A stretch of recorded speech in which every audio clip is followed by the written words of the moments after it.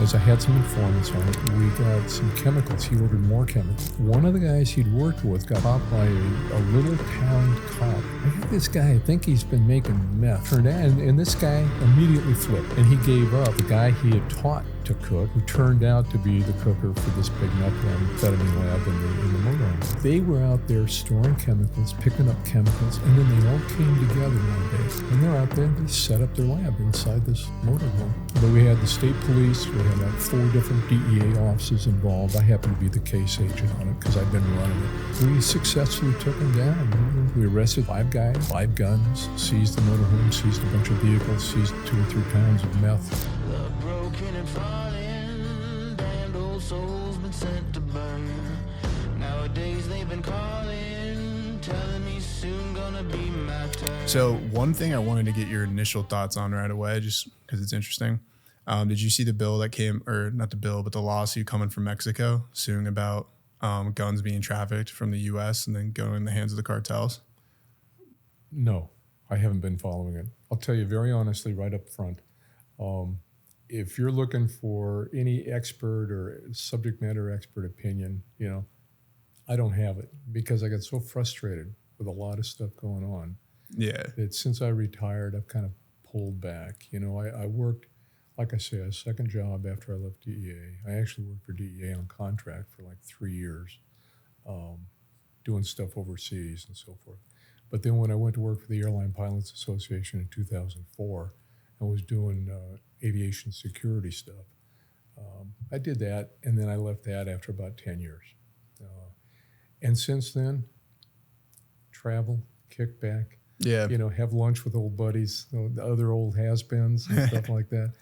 And so I follow stuff, but I get so frustrated with the level of divisiveness, the apparent inability or unwillingness for the laws to be enforced and prosecuted, whatever it may be, that I kind of tune out to a large extent. So I as far as current stuff, one thing that bothered me, I just heard yesterday, was that the Virginia state legislature is considering non-U.S. citizens as police officers. Yeah, I saw that, yeah. And apparently Colorado and California, from what I heard on the news, already do that. Mm-hmm. And that, to me, is it flies in the face of the oath of office. When you raise your hand and swear to support the Constitution of the United States, and you want to be a cop, but you haven't taken the time or made the effort to become a citizen, it just kind of rubs me the wrong way.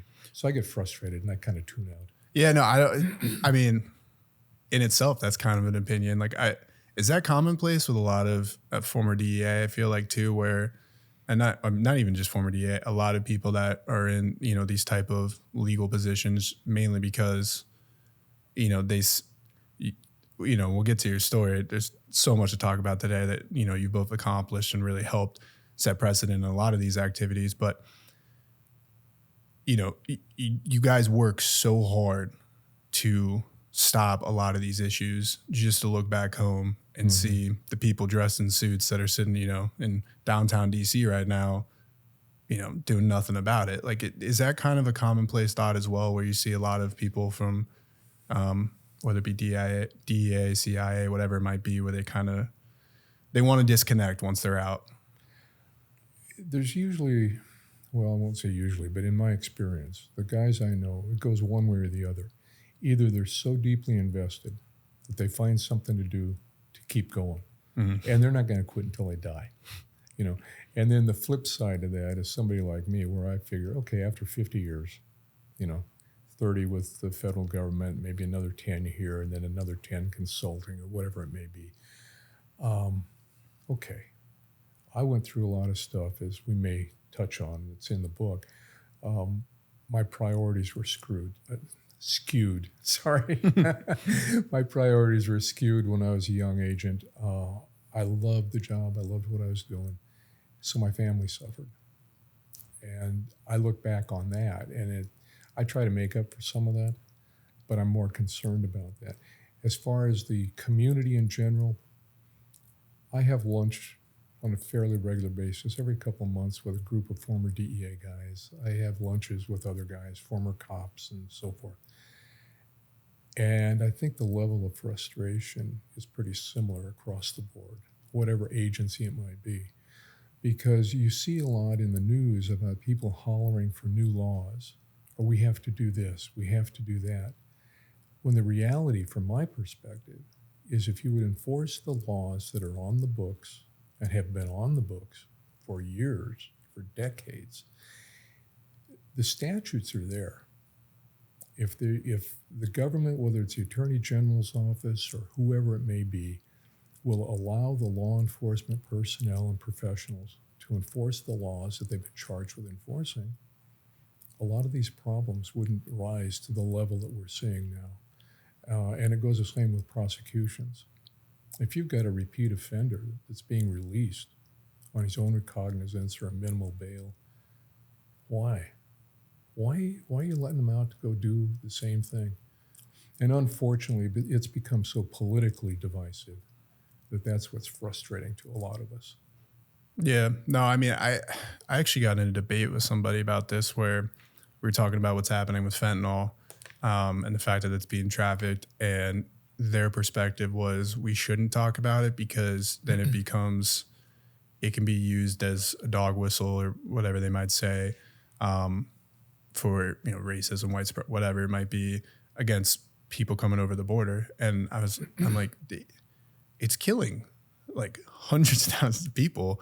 It's one of the deadliest crises. We can't politicize it and not talk about it because you're worried something hypothetically can happen. I'm like, this is one of the biggest issues that's trending.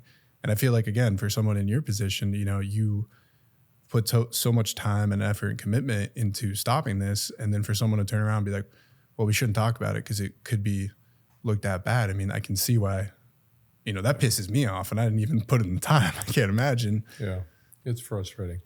And the other thing is I'm kind of coming at it from two different perspectives because my wife immigrated to the United States. She actually defected from a communist country. So a lot of the stuff that's going on, she shakes her head. This isn't what I came here for. I had to pay my dues. She spent time she was actually incarcerated for like 8 months before she could come because she was Eastern European. So she's been through it. So we've been together. We're coming up on our 41st wedding anniversary. So, congratulations on that. Thank you. Very awesome. And she's been really such a supporter of me over the years. And through all she's tough as nails. Listen to story, man. I'll tell you that. It's a whole different story. I keep telling her she's got to write a book. Yeah, I think so. But the thing is, so I see it from that side of it, the socialism, the evolution into communism and so forth, and her experiences, her personal experiences. And I had the opportunity to visit Bulgaria, her home country, when it was still communist. I was over there 2 or 3 times before it changed in 1990 and they threw out the dictator. So I've seen this stuff. I've seen it on the streets. I've seen it in the stores. I've seen the police state and so forth. Well, on one hand, I've been looking at that. And then on the other hand, I look at the enforcement or lack of enforcement or relaxation of enforcement and prosecution for criminal violations of the law. And it kind of combines to make a very frustrated day for me when I get up and start looking at the news. Yeah, I can imagine. It's been a good time recently to not look at the news, I'll say that. And then especially this year, it's only going to get worse. Well, we have teased him enough. So I do want to say, Mike Fredericks, thank you for coming on the podcast today. There's so much to say with your story, but just to give a little bit of background, you've obviously been able to work in US Customs as DEA. You've been able to been all over the world working in places like Asia, the Middle East, and of course, South America. You were in Colombia when the Medellin cartel was at its height, when it was becoming what many people think of when they think about Colombia in that period. You worked some crazy operations all around the world. So honestly, there's not much else more to say than just how did this all start? Well, first of all, thanks very much for having me on, Connor. I know you reached out early on, right after the book came out, and I've got so wrapped up in that. It was such a steep learning curve that I was kind of overwhelmed. But yeah, it's been a while, but thank you. Of course. Appreciate it. It's interesting because originally there were a couple of different things that I found interesting. My dad was a career customs guy. He was a U.S. Customs from the time he was 19 years old till he retired. He spent 41 years with Customs. So I grew up with that. And I didn't really make the connection as to him being an actual law enforcement. He wasn't an agent. He wasn't a gun carrier per se. But he enforced smuggling laws, stuff like that. And by the time I got to high school, we were living in Denver. We moved around a lot before I got to junior high school. But by the time we got to Denver, he was essentially the top customs guy for the state of Colorado. The title was assistant collector. The collector was a guy who was politically appointed. It's like a U.S. attorney is politically appointed, and then all the assistants, can be career prosecutors. Same type of thing. There were no agents. There were no criminal investigators for customs in Colorado in those days. So what would happen was these guys, what we call the border rats from Texas, El Paso, Brownsville, wherever they may be coming across the border, would do drug loads up through Colorado. If they were destined in Colorado, we had some going to Pueblo, south central Colorado, that area, sometimes as far as Chicago. And they'd transit the state. So they'd have to touch base with my dad. So when they'd touch base, he'd bring them over for dinner on Sundays. So I'm sitting there as a junior in high school listening to these wild stories from these guys, how they're hiding in the trunk of a car and going up, hundreds of miles in the trunk and out of radio contact with a surveillance car. It was in the days before GPS. We didn't have the planes and the helicopters and stuff like that following these things. So they're pretty much on their own. They'd get in a load, or they'd flip a mule, or they'd, do various things. But I got interested then. I thought it was really kind of cool. And then I kind of dropped off, got distracted, growing up in high school and starting college and stuff. I had other things going on. I wasn't thinking so much about that. So it came, so I got married young, had a couple of kids, and I kept looking for a federal job. So I graduated from high school in 1964. I went to college. I got bored in college. I dropped out. I went to a couple of different schools, little school in Colorado, and then went to Oregon State University for a bit. Couldn't figure out what I wanted to do, so I went back to Colorado, got married. Subsequently had a bunch of jobs over a period of 4 or 5 years. In 1971, the end of 71, there were a lot of hijackings of commercial airliners, Middle East hijackings in the U.S. or going to Cuba. And these guys were political hijackings for the most part. In the Middle East, they were blowing planes up. They were killing hostages. They were doing all kinds of stuff. And the U.S. government, at the time, Richard Nixon was the president. And there were a couple of things he wanted to do. He wanted to combine counter-narcotics operations because there had been a history of the old Federal Bureau of Narcotics originated in 1930. And it was under the Treasury Department because there were taxes on marijuana. Okay. So it was in existence for all these years. And then along about 1964, the mid-60s, they created another agency called the Bureau of Drug Abuse Control, BDAC, and it was for the soft drugs. It was the age of Timothy Leary and tune in, drop out, LSD and all this kind of stuff. So all the hallucinogens, the pills, the amphetamines, the methamphetamines, all that kind of stuff were given to BDAC to enforce. And ironically, they were under Health, Education, and Welfare, if I recall correctly.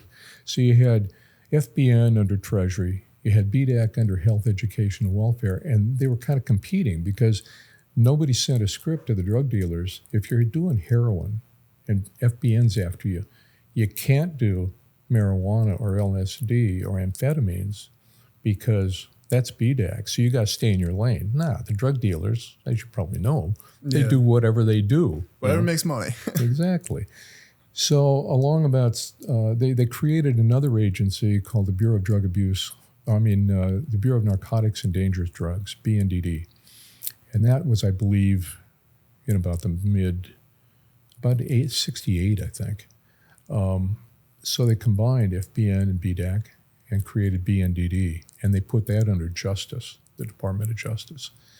So that was kind of the predecessor. That was right after I got out of high school and was going into college. All that was going on. So when I dropped out, I did some different stuff. About 1971, the hijackings were going on. So what they did under Nixon was they created a Sky Marshal program. FBI didn't want it. The Marshal Service didn't want it. It was, it was a can of worms. They just didn't want to deal with it. And both the FBI and Marshals were under the Justice Department. Well, a guy by the name of Eugene Rosides in the Treasury Department, I forget his exact title at the time, but he was like an assistant administrator or commissioner or whatever. He stepped up and said, we'll take it in Treasury. So they created a program where they hired about 2,200 customs security officers with the title CSO. Those were the Sky Marshals. And initially when they created the program, they couldn't instantly put everybody on the ground. So what they did was they borrowed agents, special agents, criminal investigators from other agencies, and they would put them into flights to protect, hijacking attempts and stuff like that. And that happened late 70 into 71. And then they beefed up the training. They started training all these new hires. And that's how I came in. I was hired in January of 71. And I was in the 11th class, went to Fort Belvoir here in Virginia, 4 weeks at Fort Belvoir, came out of Sky Marshal. So that was actually one thing that I was curious about within the book. How prevalent were those hijackings at the time? Because that's something that I had never really had heard, that there was, such an uproar of hijackings happening that, we created a whole department just so focused on it. Were they similar to what we see today, where there are more extremist groups that might be, similar to what happened in 9/11? Like in the Middle East, you have extremist groups that are doing this for such and such reason. Was it, you were saying some might have gone to Cuba? Was there kind of a connection there with some of the, with communists and communist extremist states that might be trying to hijack the planes there? Like, what was kind of the foundation of those hijackings? What is going on, guys? Quick pause in the action. First, if you're enjoying the stories that Mike has thus far, you guys should check out his book. We're barely scratching the surface on what we're talking about today, and his book goes into so much more detail and has so many more crazy stories. The link will be below. Next, if you're enjoying the podcast, you can do me a huge favor if you're on YouTube and subscribe and like the video. And if you're on Spotify or Apple Music, make sure to follow the show so you don't miss any future episodes, and leave us a 5-star review. With that, let's get back to the episode. The ones that affected us in the States going to Cuba were primarily dissidents, of some type, wanting to go to communist Cuba for some kind of political beef. They'd go down there. The majority of them, however, were overseas. And a lot of Americans just weren't aware of it. I mean, it was a big deal in the Middle East. And they were essentially the predecessors of the Palestine Liberation Group. Some of those, there was one called the Abu Nidal Organization, aka Black September. They were doing it for political reasons.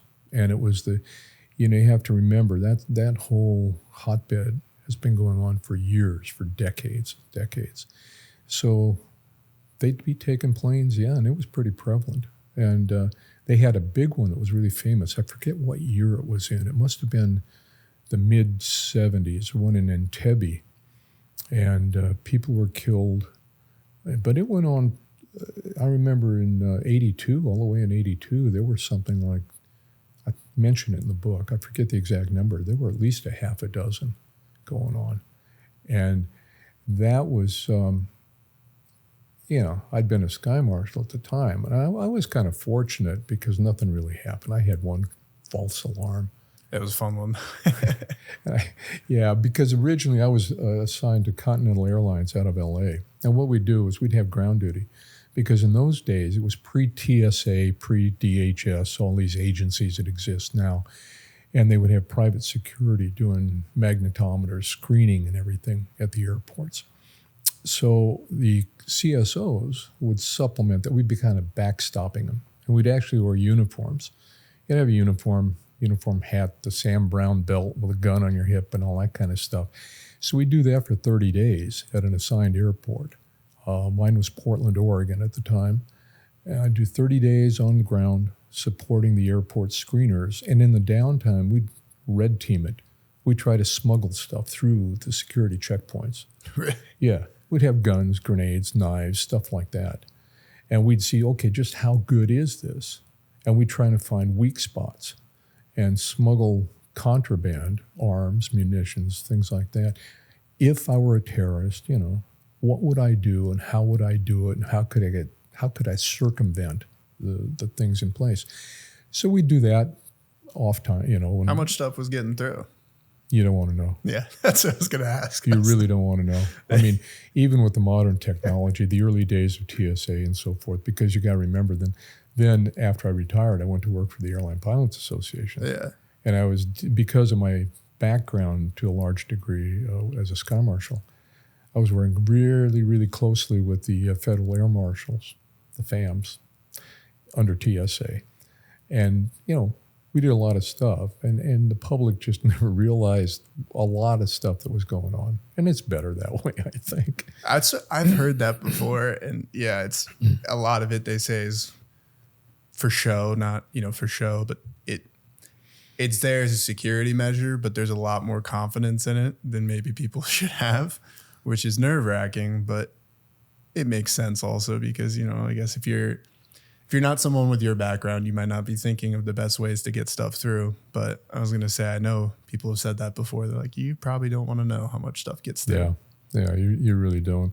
We can, if you want to, we can circle around and touch back on that because that, like I say, that's at the end of my federal career. Yeah. I came back to that. Yeah. So there was kind of a going full circle type of thing. Yeah, no, we'll definitely get back to that. So I wanted to know, what would be the training then around becoming a Sky Marshal, especially at that time? You guys are going to be dealing with pretty intense operations. It's not as simple as working security at the airport. I mean, you could be dealing with someone hijacking a plane for whatever reason. Yeah. So what would be the training and I guess the thought process, strategies? Like what was kind of the security measures that you guys were kind of putting forth when you guys were on those flights?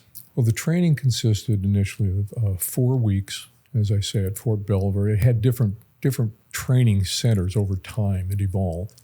But for the predominant length of time, it was Fort Belvoir, Virginia, military base. And you'd have the PT.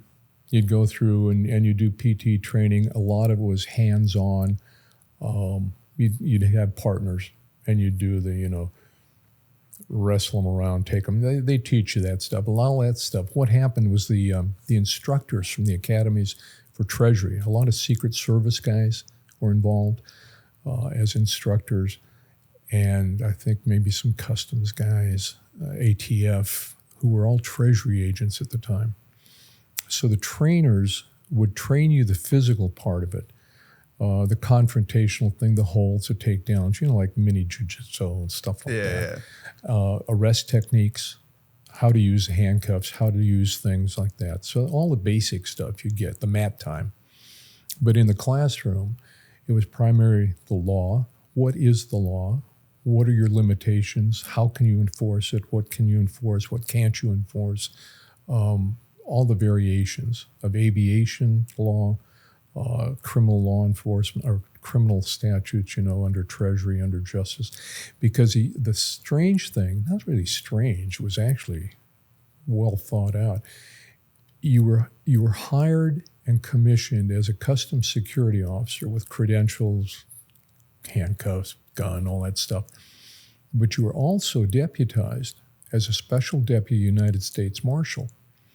Because what a lot of people don't realize is the Marshal Service is a lot more than just these guys standing around a federal courthouse guarding. They have fugitive squads. They have witness protection. They do a lot of things. They are, to the best of my knowledge and recollection, they are the only federal agency, law enforcement officer agency, that can enforce any federal law, anything that's on the books. Really? A US Marshal has the jurisdictional authority to enforce it. Really? Now, at the time, that's the reason we would be sworn in. I still got the piece of paper, with the signature of the director of the Marshal Service. Special Deputy U.S. Marshal, because we were on U.S. flag carriers. So that was kind of like a bubble of the United States. Every time a U.S. flag carrier was aloft, and the only thing I ever flew was 747s.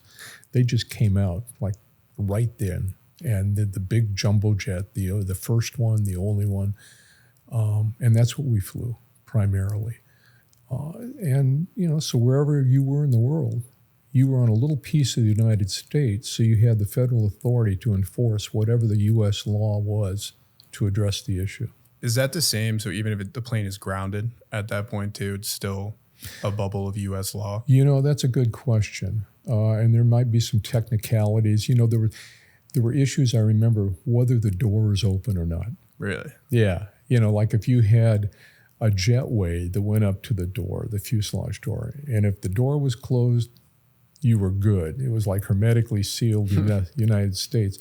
If the door was open in a foreign country, then it Stuff got a gets little shaky. bit, it was, whose jurisdiction is it really? Yeah. So I can't give you a straight answer, honestly, but that it was an issue. So let me ask a very stupid question. One that just No question stupid. morbid curiosity. There's a really funny rapport that you had with a pilot where he was saying, because you were saying some pilots when they're in the air, they're God. That's their ship. The captain of the ship, they like to make the call. Some may be uncomfortable having agents on board. Some, as you highlight here, really enjoyed it. And he's saying, if there's somebody on the plane, I better hear two pops, one that gets the son of a bitch and one that hears his body fall. And if he comes up and he pulls out the knife, I love that scene. But, and again, this is just not maybe the biggest brain when it comes to this question. Are you able to use weapons on board a flying plane like that? Like, is there not Yes. Is there not a worry of depressurization or anything like that? They developed special ammunition that, in theory, was not supposed to penetrate. It's essentially hollow point. What we know now is hollow point or semi-jacketed hollow point. And are you a shooter? Are you familiar with ammunition? Yeah. Okay. Well, a normal cartridge has a rounded head. Okay. Hollow point may have a metal jacket halfway up the actual bullet on the shell casing, and then the rest of it's hollowed out, or the rest of it's starred, or the rest of it's, there are different variations, and it's gotten a lot more sophisticated. But in theory, the hollow point, depending on the weapon, on the load of the bullet, it's supposed to spread out when it hits the target. So if it hits bone, if it hits something like that, it's supposed to spread and not penetrate. Like if you get a high-powered rifle, you can punch holes and stuff all day long. But if you're using a slower velocity, like a 45 is slower than a 9mm, and it's bigger, but from what I understand or remember, it was designed during the Philippine insurrection, 100, 200 years ago, whenever, because the natives were juiced up, and the 38s weren't taking them down. So the 45 was designed for stopping power. Well, in theory, we had Supervel is what they called them at the time, but the hollow point ammunition is supposed to spread out, so it shouldn't penetrate. If you hit your target and you hit a bone, it should cause interior damage, but not spread out. It's not like shooting a jacketed round that's just going to go through at 1,700 feet per second. So the plane's hull would be able, if it got hit with that, it would spread out because it would have the same type. And I'm not going to say it's 100%, because I knew a couple of guys that they went out to a junkyard and found a washing machine just to try it out, and they. That's what I say, because that's what the reason I'm thinking of that. I'm on a plane And, you know, I like sitting in the window seats. You know, I get to look out, fun views. And, you know, I'll lean on it. And I'm a pretty big guy, but I'll lean on it. I'm like, man, this just doesn't, I can't believe I'm about to be 30,000 feet in the air in this thing. Like, it just doesn't feel, it's strong, but, you know, I mean, it's not, it just feels weaker than you would think. And it should. Yeah.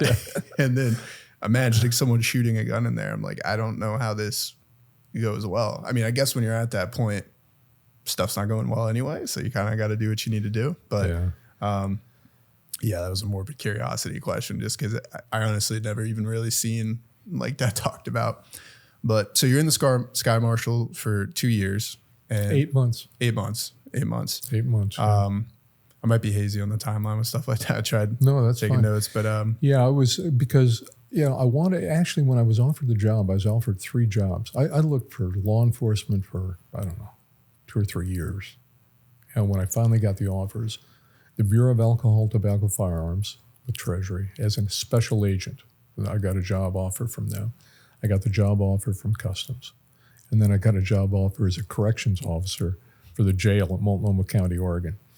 So I definitely wanted to go federal. I wanted to be an agent, but my reasoning at the time was my dad, Customs, all these Customs agents had been telling stories.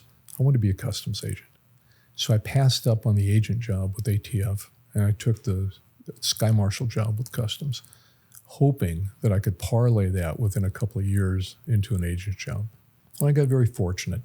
They opened one up in Portland, Oregon, where I was living, and within 8 months, I got the promotion. So I became a Customs agent, which was what I wanted to do.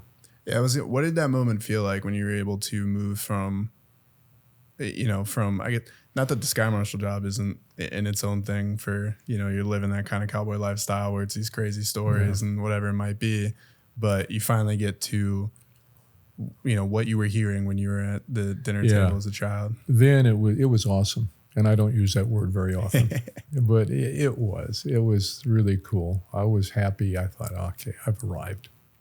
This is it. So take us through those first couple of months when you first get into that new position. You know, you're back in Oregon, you're operating something that we're highlighting as awesome as a childhood dream. So what were those first few months like? Overwhelming. They really were. We had about a half a dozen agents in the office in Portland, Oregon. And right off the bat, I became an agent in September, and I think November, right around Thanksgiving in November, one of the older guys in the office, and we had such a diverse background. I mean, one guy was a miner from Montana. Another guy was a soldier. Another guy was a former teacher. And this guy, the older guy, he was an Asian specialist. He spoke Chinese. He'd been an assistant professor or something in Chinese somewhere in some university. Became a Customs agent. But the cool thing was he could recruit Chinese informants. And we had a waterfront. We had a docks in Portland. So he'd recruit these guys. And he came up with a case. He had a couple of pounds of heroin, Southeast Asian heroin from wherever, Thailand or wherever it came from, Burma. And like I say, within the first couple of months, we had this big heroin case, big arrest, because at that point in time, you know, a couple of kilos was a lot of heroin, especially in Portland, Oregon in 1971. So that was a big deal. And then in January, I think it was, we stumbled into one where we had what they call a CPO, not a CSO, a Customs Patrol Officer. And those are the guys, a lot of them on the border, a lot of them in the seaports, and they're uniform usually. Sometimes they go plain clothes. But he'd get on the ships, and he'd go bounce around from ship to ship, looking at the manifests. Anything going on? Is there anything suspicious? And he was on a ship, a Dutch ship, one night in Portland, and he sees this Volkswagen. It's like a pickup truck with a camper on it. And he'd never seen anything like that. You know, you see the vans, you see the Cheech Chong vans and stuff like that, the minibuses and all that. But he'd never seen this thing, and it was really kind of unique. So he starts poking around, he starts looking at it, gets the manifest from the captain, starts looking at the shipping history. And it turns out that the thing was shipped from Los Angeles, California, about 6 months earlier, to, where'd it go? Karachi, Pakistan. And it's coming back, but the ship went to Los Angeles, and then the ship went to Portland, Seattle, Vancouver, British Columbia, and the thing was destined to be offloaded in Vancouver. He goes, what's this all about? I mean, if the guy lives in LA, why would he ship it to Vancouver to have it offloaded? So that got his curiosity up, and he starts looking at it, and it turns out that it was full of hash, about 600 kilos of hash. Can you explain what hash is, just for Hashish is it's a concentrated resin from the cannabis plant. It's like you have oil, cannabis oil, you have marijuana, of course, but the hash is they used to package it in what they call soles. It was like bricks. You've seen bricks in movies and stuff of cocaine, kilos of cocaine. You'd have hash, either that or like flat. They'd look like tortillas, or naan. You know, the Asian bread, the flat bread naan, and they'd press this stuff out. And normally, what would do, they'd break off a little chunk and smoke it in a pipe, that type of thing. The oil could be used to mix with marijuana, cigarettes, or with pipes, stuff like that. It was a real variation, but it was very popular in the time. And so he finds this stuff. He drills into the undercarriage, and he comes out test positively. So we find out that it's got this huge load in there. So then we start doing the investigation. And ironically, when he found it, the agent in charge, I was a new guy. I'd been on the job 2 or 3 months. And he says, give the new guy a case. Give him something to do. So here I am. I'm like a starting level. I'm a GS5 agent. Been on the job for, like I say, 3 months. And I've got the biggest hash seizure ever made in the United States. And at the time, it was reputed to be the second largest ever made in the world. So it was a pretty good jump start for a career. Yeah, that's walking right into a multi-million-dollar deal and being like, thank you. Let me exactly. And I didn't know what I was doing. I had no clue. I mean, fortunately, the guys in the office all worked really well together. There were senior guys that kind of took me by the hand and led me through, hey, you got to do this, you got to do that, make sure you write this report up, and chain of custody and all this kind of stuff. And it got to be such a big deal that we had regional setups. So the big boss was in Seattle. So the number 2 guy from Seattle came down to Portland to personally run the case. And the commissioner of customs made a big press release from Washington, D.C. about this seizure and all that. And I still got the newspaper clippings from it. Were you a bit shell-shocked at the time? Just walking right into that? Yeah. Yeah, I was. It was like, well, I won't make that political analogy, but there's a politician that seems to walk around the stage sometimes and not know where he's going. And that's how I felt. I think everyone does.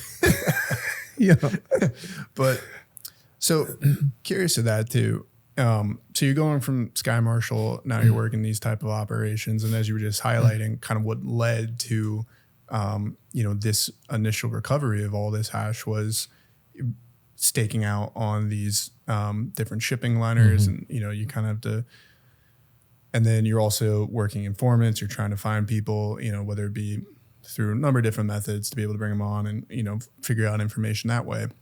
So I guess what was the training process like, and I guess what were some of the early steps you were taking to be able to kind of get comfortable with that new part of the job, that aspect where you have to go into those more.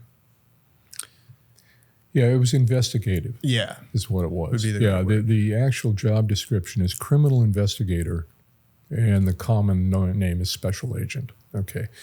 There was a training course. I don't remember exactly how long it was, 7 weeks, 8 weeks, somewhere between 7 and 10 weeks. I don't remember off the top of my head. Again, back here in D.C., right over here off of 14th Street. At the time, it was a building that the U.S. Secret Service had where they parked all the presidential limos and all their vehicles in the basement parking. That was a Treasury building over there, kind of an off-site.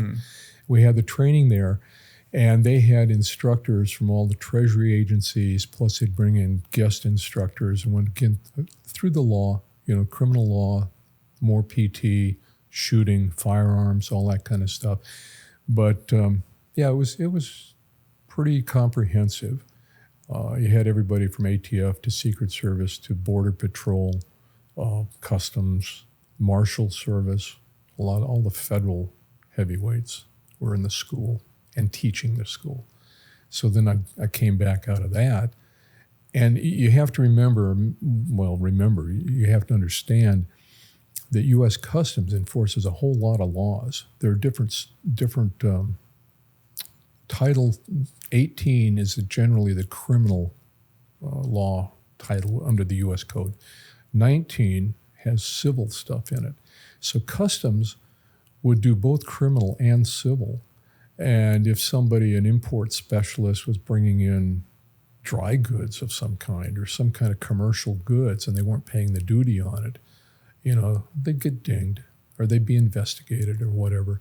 If someone was bringing in jewelry, from overseas, or fake carpets, or stuff contraband from countries where it was forbidden. For instance, maybe like right now, maybe you can't bring in carpets from Iran. Okay, and if somebody gets caught doing it, it's a customs thing because it's an illegal importation, and they enforce the integrity of the borders, the U.S. border. That's the U.S. Customs is charged with enforcing the integrity of the border. So, but along with that were drugs, because there were certain statutes that prohibited marijuana, heroin, opium, all these things. Well, my cases kind of tended to do more drugs. So when I came out of training, there was another task force created called BDAC, the Bureau of Drug Abuse. No, it was ODALE. It was a combination of federal and state local officers to do street drugs. It was the Office for Drug Abuse Law Enforcement. That was created around the end of 72. And so when I came out of training, I was sent to that as a customs guy on that. And that consisted of Bureau of Narcotics and Dangerous Drugs, state police, me as a customs guy. I think there were ATF, one or two ATF agents. Even the Internal Revenue sent over one of their intelligence agents, which was kind of funny because a bunch of us young guys in our 20s and early 30s running around long hair, looking like, dirt bags on the street, buying dope, doing this kind of stuff. And this IRS guy was in his 50s, bald, and he'd show up on search warrants with a coat and tie. I mean, it was it was interesting. Everyone knows you don't mess with the IRS stuff. Yeah. And I learned that. I learned that the financial stuff can really, really come back and get you, even if you can't get caught dealing dope. The financial stuff. I know that's how they caught Capone, right? Where they put him away for that, and usually, they don't miss on any opportunity to make sure they get their money. Yeah. So you had early in your career one of the world's biggest hash collections, which, like we're saying, is a crazy start, and you're immediately kind of tossed in the fire. You're obviously getting recognition there. You're learning the ropes and a really high level very quickly. So following that, what does the next couple of years look like as you're kind of maintaining, you're working there, you're really trying to, as you highlighted, kind of put the best foot forward and really take full initiative into this job and be able to kind of continue moving yourself forward. So what does that next timeline look after getting this massive bust and starting only, at this point, it's like you already did the biggest thing. It's like, what's the next biggest fish that I can fry here, Well, then it was like, okay, let's go back and learn the basics now, do the basic stuff. So under the ODALE program, it was the first time I made an undercover buy, because customs, you were kind of at arm's length to a large degree. You did conspiracy cases, you did the investigations and so forth. BNDD, they were the down and dirty guys. They were the guys that infiltrated street gangs or drug organizations. They bought dope and all that. So when I was assigned to the ODALE program, it was like, you got to go along to get along. So I had to learn to buy dope. So I went out, the first time I bought drugs was a heroin. And it was from a female informant, not an informant, a female dealer, which was interesting because it it was kind of freewheeling. I mentioned in the book that this thing, the boss sent me out. Everybody was busy. He sent me out and he says, okay, here's the name of a gal. She should be on the street corner of such and so-and-so. Go out, hit her up for a gram of heroin. I'm going, well, you know, I had a beard, but I wasn't, I didn't look like a heroin guy. You know, I was one of those guys. I grew up kind of husky. You know, if I wore cords, my leg when I ran them with cords. So I wasn't strung out. I wasn't one of these guys that looked like a speed dealer or a heroin dealer. I mean, user. But I went up. I found this guy on the street. I gave her a story about I had a girlfriend that was strung out and she needed a fix. And she asked me if I was a cop. I said, no, I'm not a cop. She said, okay. Sold me $100 worth of heroin. And that was the first time. Something out of the movie. It feels like they always ask that too, which is just... Yeah. They are under this misnomer that you can't lie. Is that what it is? Yeah. They believe They think, it. well, if I ask you if you're a cop, you got to tell me. No, that's not the way it works. So what was the feeling going in for that first purchase? Because I feel it's always interesting hearing undercover stories because a lot of us, I mean, me specifically, I know my stomach would be turning. I don't know if I'd be able to put on, or so I'd just be like, wow, I'm pretty nervous right now. What's the mindset for that? You know, it's funny because thinking back, and the best I can recall is I was apprehensive, more than apprehensive, maybe a little scared because I hadn't done it. Nobody was standing there holding my hand saying, let's do this together and I'll show you how it goes. I was just kind of thrown out there and told to do it. So yeah, I was apprehensive. But the thing is, I think I was kind of a chauvinist at the time. Probably still am, but more so at the time because it was a woman and I wasn't intimidated. She was really chunky. You know, I mean, she was physically not imposing. She was shorter than I was. She was a woman. I thought, okay, you know, I can handle anything. I still had this attitude that I she called started bullshit out or with. something. Yeah. So I didn't think about it. I just kind of did it, walked back, took the stuff to the... But then a couple days later, it was interesting because I was talking to a couple of the uniformed cops that worked the area. And we were just, you know, I told them that I bought heroin from this girl. And they go, whoa, you know who she is? So I don't know, you know. And he said, she is nasty. And I said, we responded to a knife fight that she was in at a bar, you know, a month ago. And there were these two big guys who were giving her shit. She cut them bad, both of them. They went to the hospital and she was still fighting when we took her down and cuffed her, you know. I'm thinking, whoa.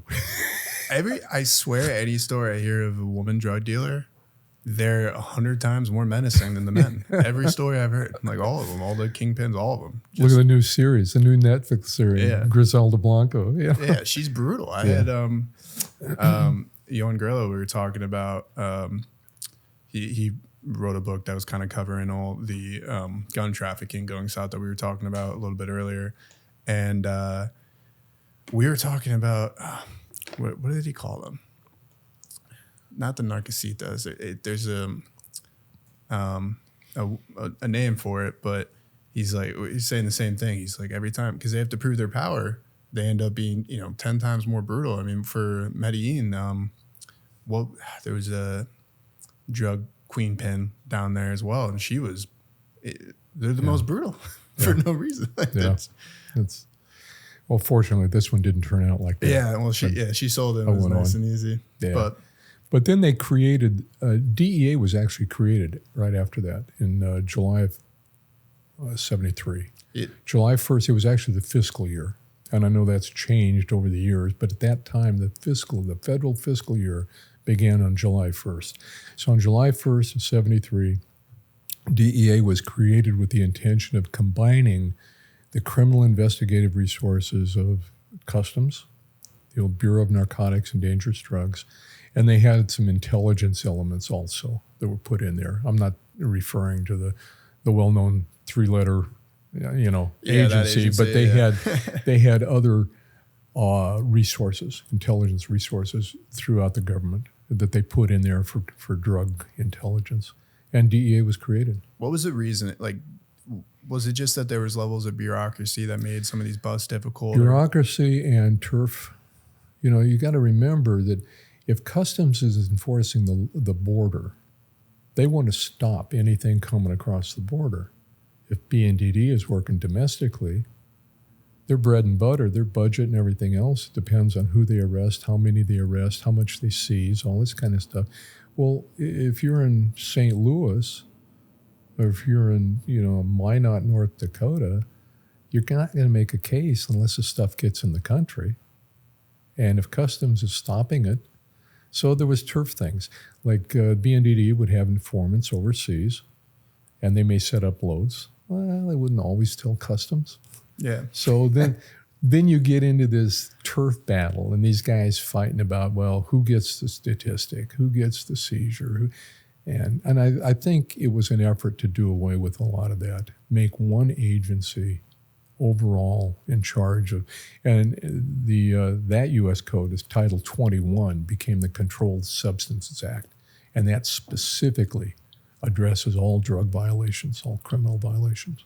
So was there also an uptick of drugs coming in at this time? Because one of the things that I think in my mind for many people that maybe obviously don't have direct experience, but maybe follow from kind of a bird's eye view is, there's drugs coming in a lot from Asia at that time, and then some from South America. But then the wheels started turning, especially down there, where more and more were starting to get pumped out, harder drugs, more loads. We'll highlight this where when we get to Medellin, like the power players are starting to kind of come to fruition. So was there, I guess, with that bureaucracy happening, was there also kind of an uptick where it said, all right, we need to do something to address this because this problem's starting to become...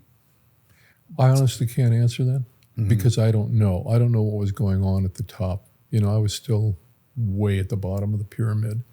And I don't know policy or political reasoning or justification or, expectations. I just don't know.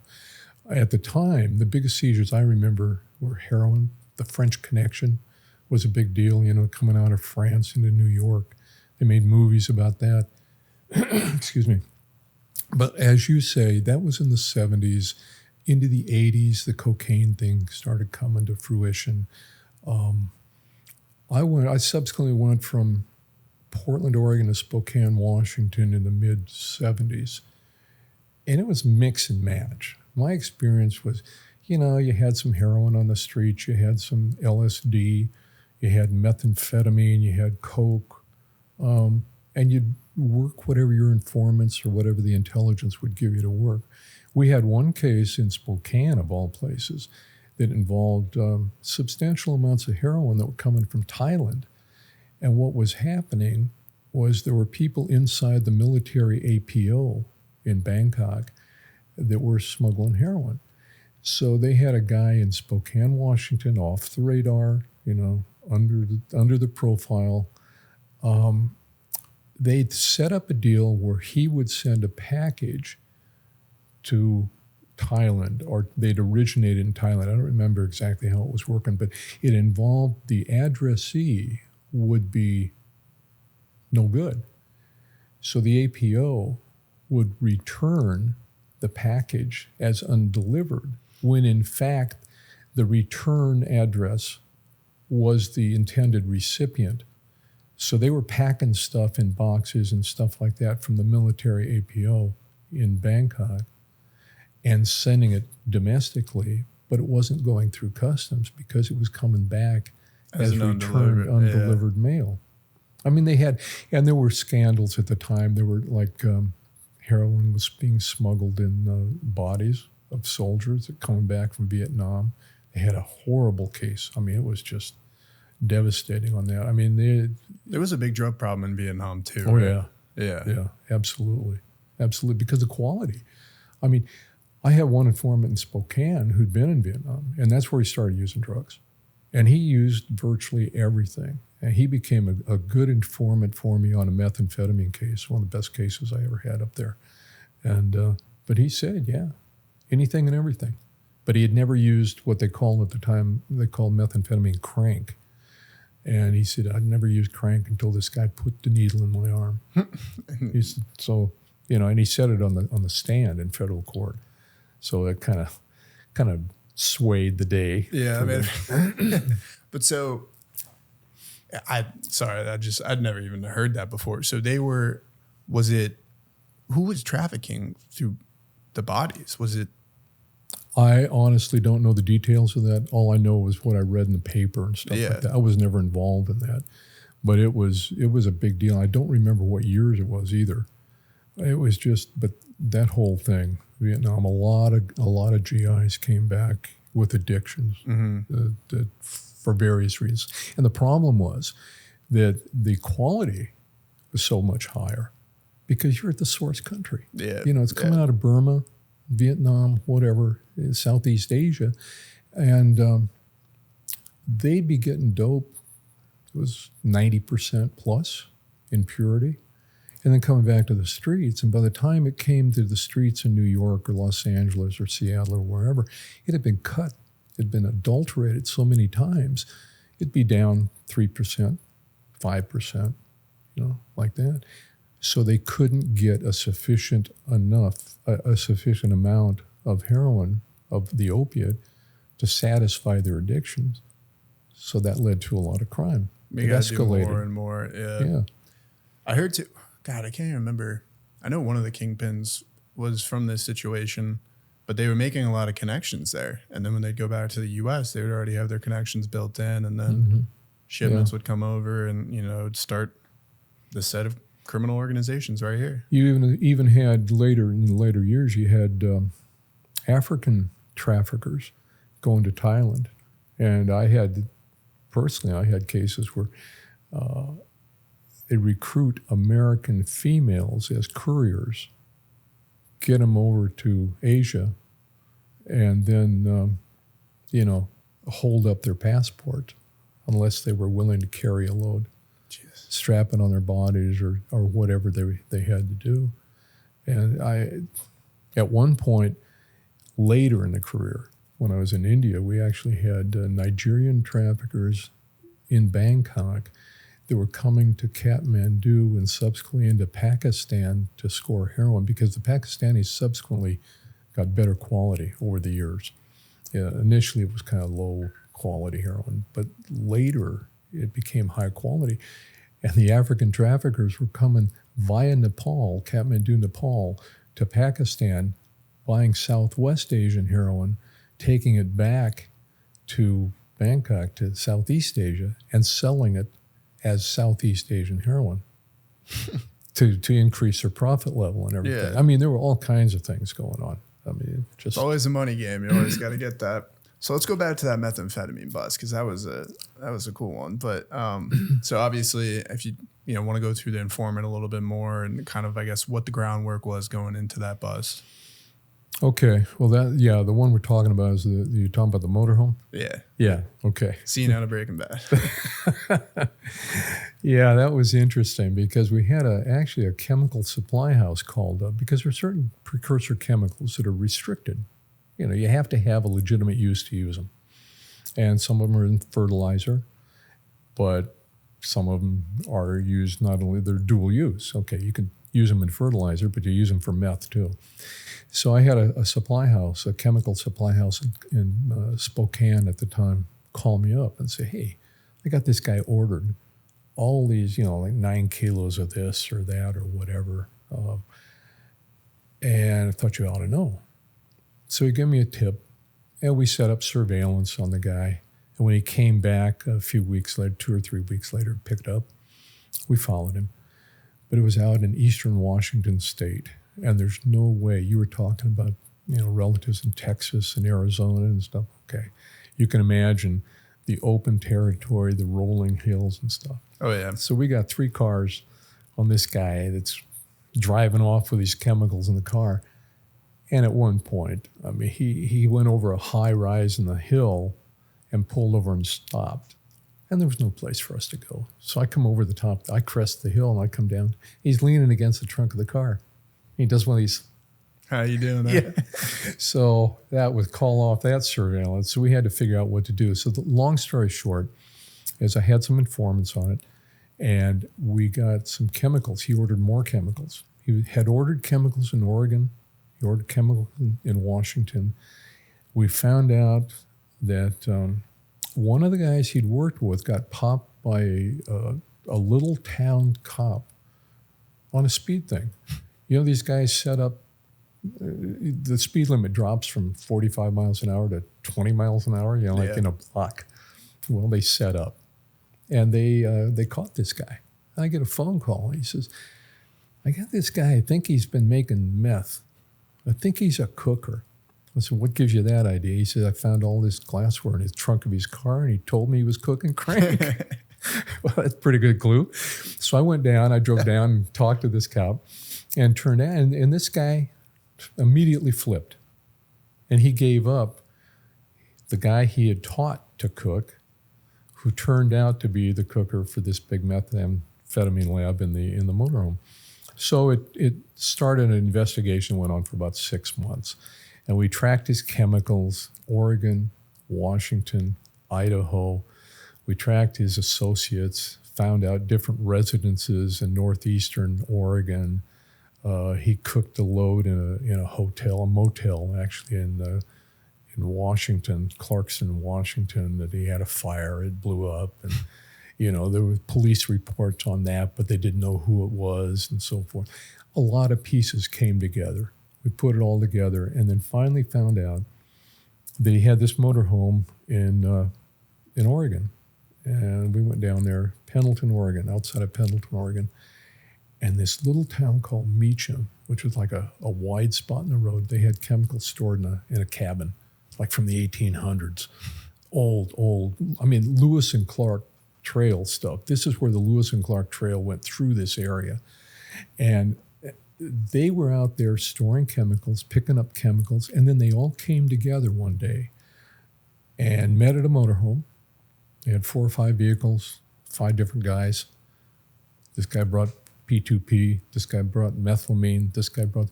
They all get together. They drive the motorhome out to the banks of the Columbia River, which separates Oregon and Washington.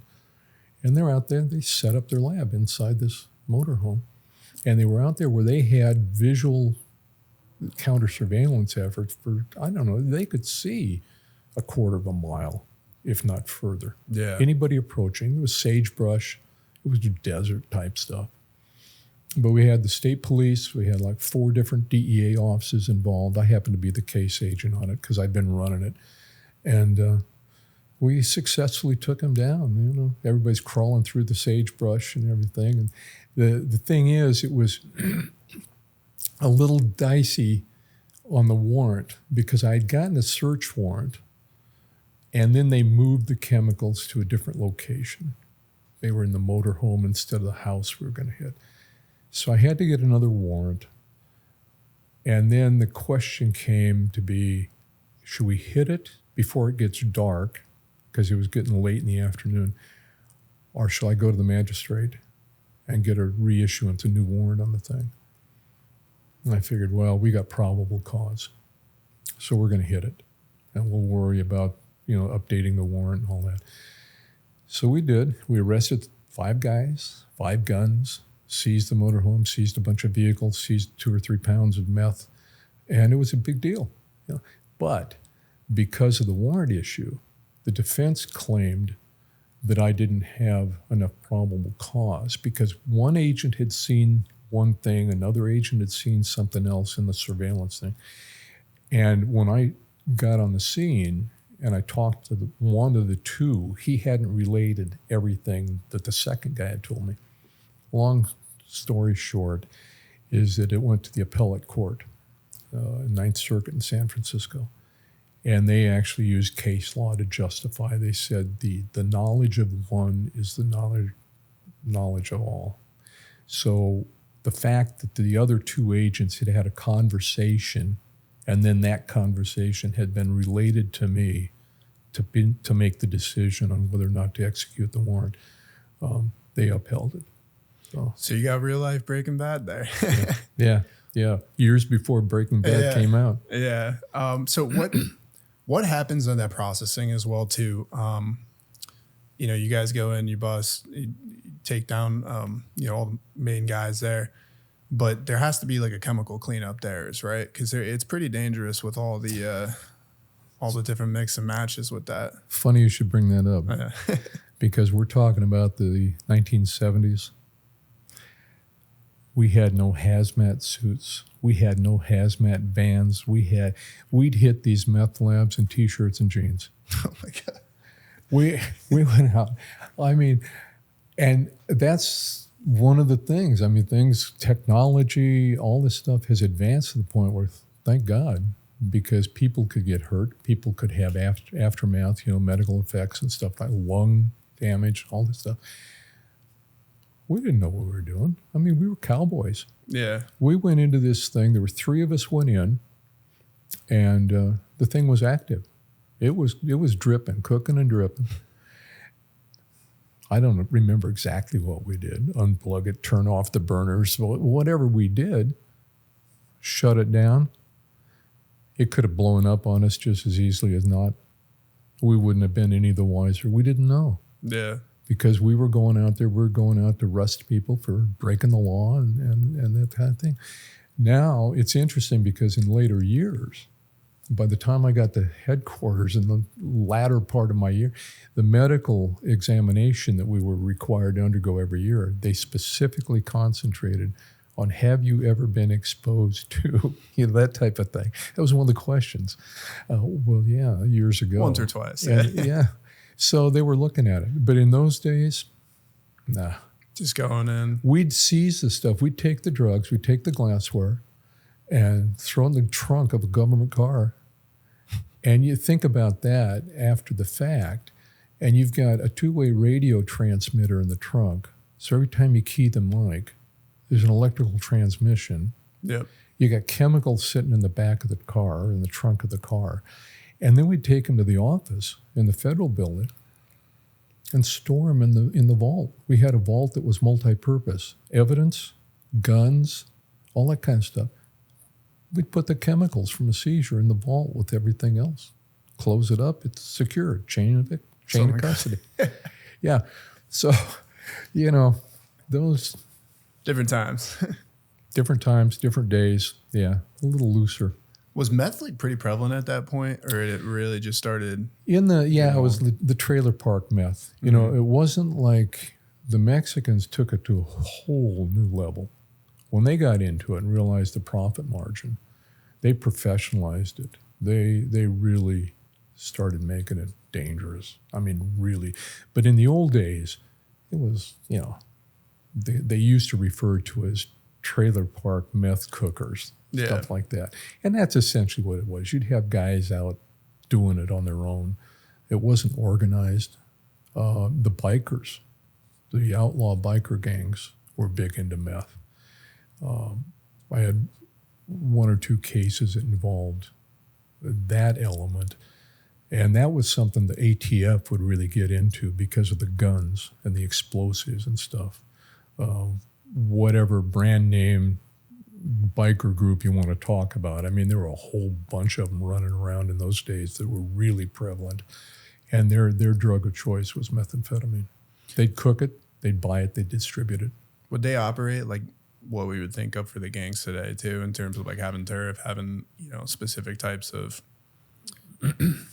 authoritative kind of structures on who's selling, who's working kind of the deals and everything like that as well? Yeah, to the point they could. I mean, they would enforce the boundaries. They would enforce turf. They'd have gang wars every once in a while. Somebody be on the wrong side of the street or in the wrong area or something like that. It was, you'd have different, you'd have the Hills Angels, you had the Gypsy Jokers, you had the Banditos, you had the Vaqueros, you had a whole bunch of them. And depending on the part of the country you were in, some were prevalent. Others may be existent in the same part, but you'd have certain prevalence. If you were in the Southwest, you might have one gang. If you were in LA, you might have another. If you were in New York, you might have a different one, kind of in charge. Mm-hmm. So it wasn't that, because if you look at like cartel operations today, they kind of have regions, even in the US, like where that, like that's, Sinaloa, CJ and J. Yeah, it's whatever more it might be. defined, I think, now. Yeah. Yeah. Interesting. So one of the stories from I believe it's Spokane, is the crazy boss that you had at that time. Now Yeah. this, and this might be relatable well, not quite, but but the idea of having a crazy boss might be relatable. But that part really stood out to me because it's crazy seeing, especially, you're new to the area, you're getting, you have all these cases coming in, and obviously it's a very intense job. And then an authority figure in this position is doing what this individual is doing. So can you maybe highlight that part of the story and kind of how that all played out? But yeah, the boss, it's interesting because in Portland, I got to a point where I was a little bit frustrated. I had an ego thing, to be very honest, and I thought I could do more than they were letting me do. So what did that stem from, you think? From like just the cases you were being delivered, the level of the crimes? Like, I don't know. I really don't know. To be very honest, growing up, I was always kind of a wannabe. I wasn't a star like you, Colin. I mean, I looked at your stuff. I mean, for crying out loud, you're the kind. I want to be like you when I grow up. I much appreciate it. I want to be like you. So no, that's why I I'm really serious. needed that. I mean, I dropped out of school. I was one of these guys. I wanted to be on the football team. I wanted to I was in the band. I did well in band. I did. It treated me well and so forth. I don't want to belittle that at all. I mean, turned out I was a drum major, student conductor, and all that kind of stuff. But it conflicted with football. And we moved around so much that I felt that the teams were kind of pre-selected because all these kids grew up together. They had the same coaches and all that kind of. Bottom line is I think I had an inferiority complex to a degree that I was trying to overcome. And so when I got on the job, I really enjoyed it. And I'd listened to all these stories. And some of the stories were starting to become like my stuff. Yeah, your I was starting to reality, live it. So I kind of got a little full of myself, I think, very honestly, and tried to push the envelope a little bit. So in Portland, I got frustrated. I had a senior partner, he was a smart guy, good agent, but he was kind of holding the reins on me, and I wanted to get away from that. So I applied for the job in Spokane, and it turned out that they needed an agent. I drove up there, interviewed with the boss. We hit it off. He was one of those old border rats. He was one of the guys that we used to hear stories from. I mean, I never knew him before, but that was his background, the Texas-Mexico border. And everything was good. He hired me for the job, and everything was good for the first year or so. And then it became evident that he had an abuse problem.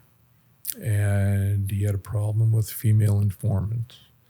And it was that kind of stuff where when you go through the training courses and the hypothetical situations, it's all the red lights, all the flashing warnings and everything, And it just kind of escalated to the point where he was taking prescription meds.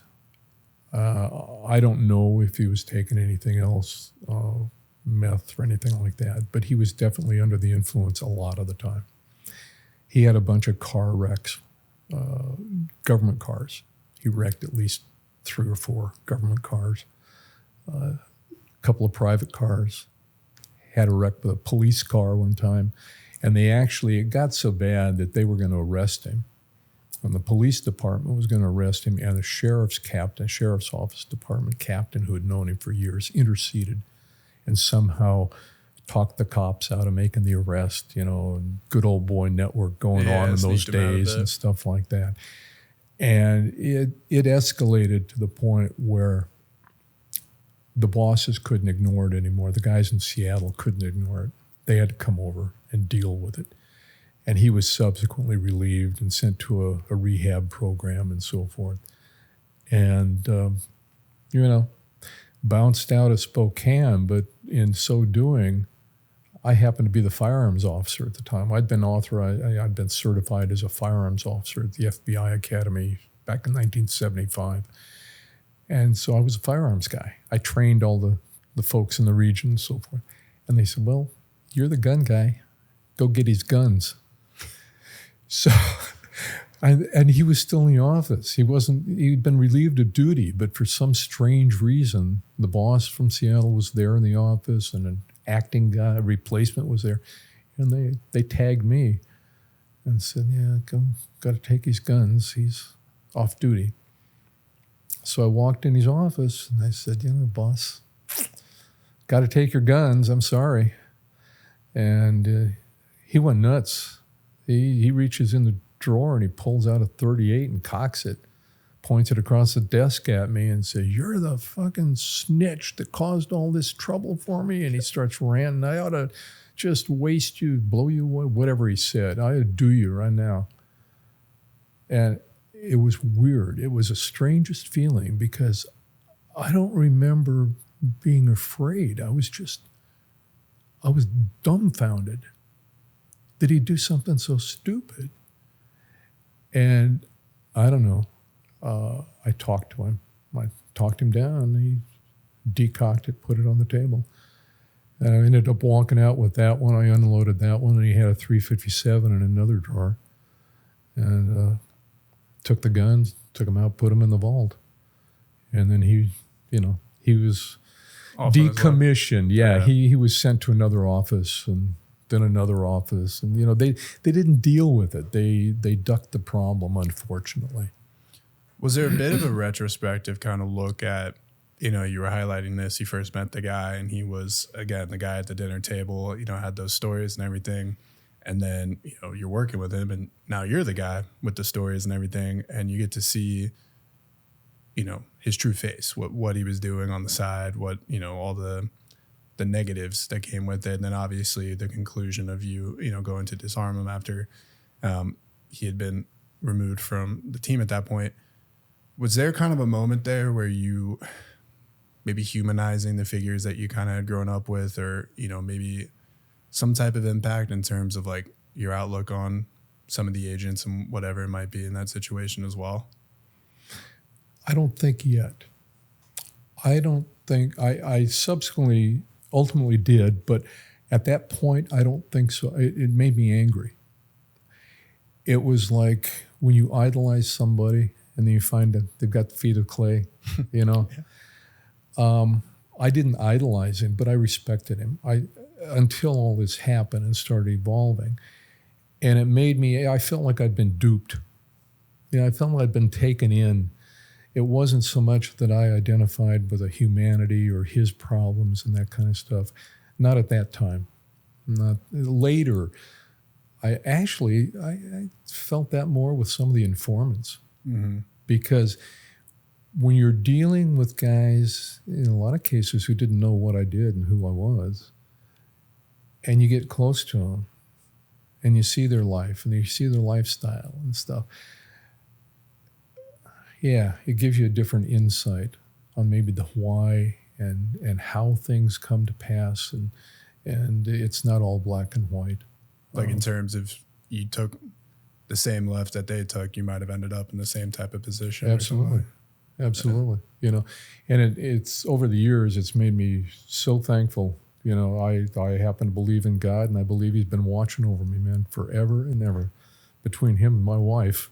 Yeah, we're here. There's a couple of times, man, especially in Colombia where, yeah, if he's there, he's 100% looking. Yeah. Goddamn. Yeah, it's... I hope you guys enjoyed this episode with Mike. His stories are insane. And part 2 only gets crazier. We're going to Colombia, where Mike actually headed down there at the height of the Medellin cartel's power. That's right, Pablo Escobar. So if you're interested in that, make sure to subscribe or check out part 2 if it's already out right here.